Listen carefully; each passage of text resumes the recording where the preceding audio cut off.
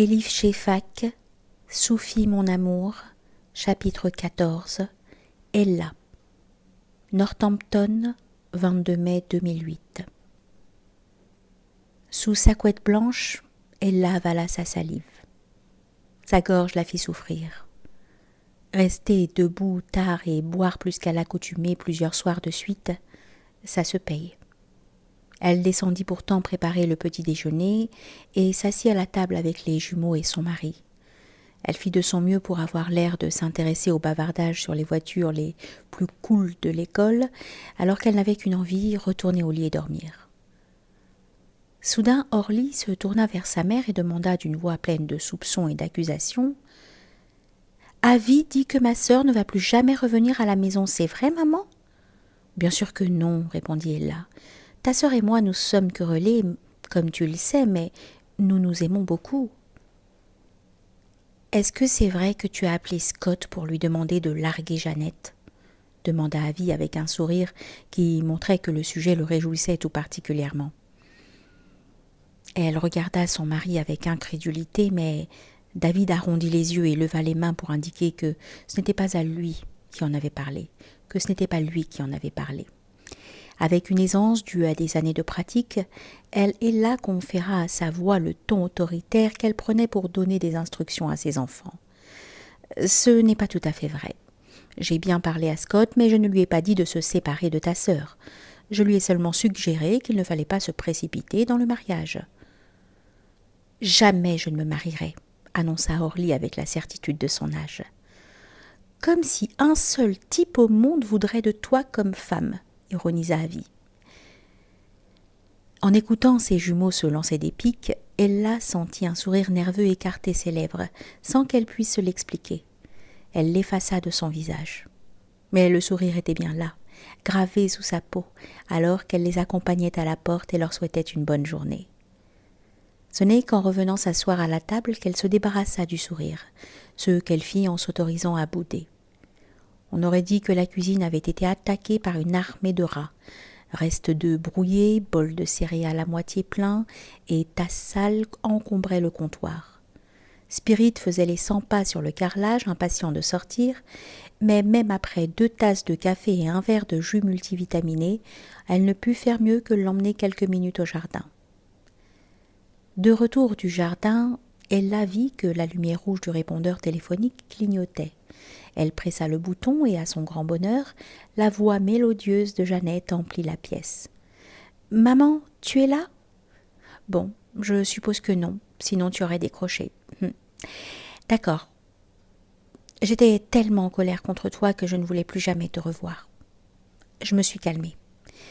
Ce que tu as fait était mal, je n'en démords pas. Jamais tu n'aurais dû appeler Scott, mais je peux comprendre pourquoi tu l'as fait. Écoute, tu n'as pas besoin de me protéger tout le temps. Je ne suis plus ce bébé prématuré qu'on doit garder en couveuse. Arrête d'être surprotectrice, laisse-moi vivre, d'accord ? » Les yeux d'Ella s'emplirent de larmes.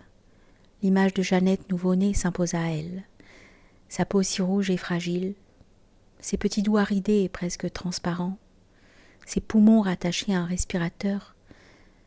Elle était si mal préparée à affronter ce monde. Combien de nuits sans sommeil. Ella avait-elle passé à l'écouter, respirer, juste pour s'assurer qu'elle était encore en vie, qu'elle allait survivre. « Maman, encore une chose, » ajouta Jeannette comme si l'idée lui venait soudain. « Je t'aime. » Alors seulement elle la respira librement. Elle repensa au courrier d'Aziz. L'arbre à souhait l'avait exaucé, du moins en partie. En l'appelant, Jeannette avait fait sa part du chemin. Restait à Ella à faire le reste. Elle appela sa fille sur son portable et la trouva en route pour la bibliothèque du campus. « J'ai eu ton message, chérie. Écoute, je suis désolée. Je tiens à m'excuser auprès de toi. » Il eut un silence, bref mais lourd de signification. « C'est bon, maman. » »« Non, pas du tout. J'aurais dû davantage respecter tes sentiments.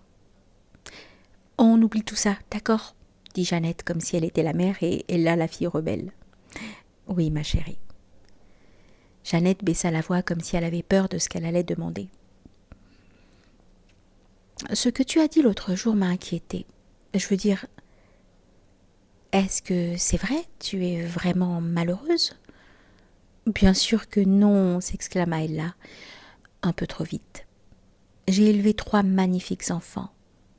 Comment pourrais-je être malheureuse? Mais Jeannette ne parut pas convaincue. Je veux dire, avec papa. Ella ne sut que répondre, à part la vérité. Ton père et moi sommes mariés depuis longtemps. C'est difficile de rester amoureux au bout de tant d'années. Je comprends, dit Jeannette.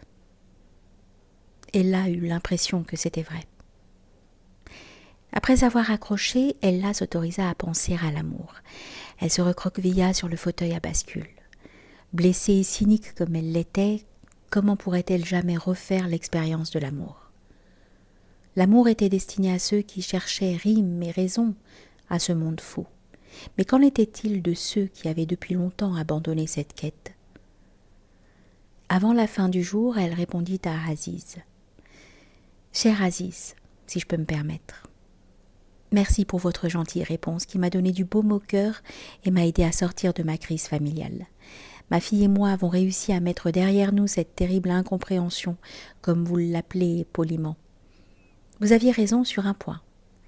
Je balance constamment entre 2 réactions opposées, l'agressivité et la passivité. Soit je me mêle trop des vies de ceux que j'aime, soit je me sens impuissante face à leurs actes. Quant à la soumission, jamais je n'ai fait l'expérience de l'abandon paisible dont vous m'avez parlé. Honnêtement, je ne crois pas en avoir en moi ce qu'il faut pour être Sophie. Mais je dois vous accorder une chose surprenante. Entre Jeannette et moi, la situation a évolué dans le sens que je souhaitais, mais seulement après que j'ai cessé de vouloir interférer dans sa vie. Je vous dois un grand merci. J'aurais moi aussi prié pour vous, mais cela fait bien longtemps que je n'ai pas frappé à la porte de Dieu.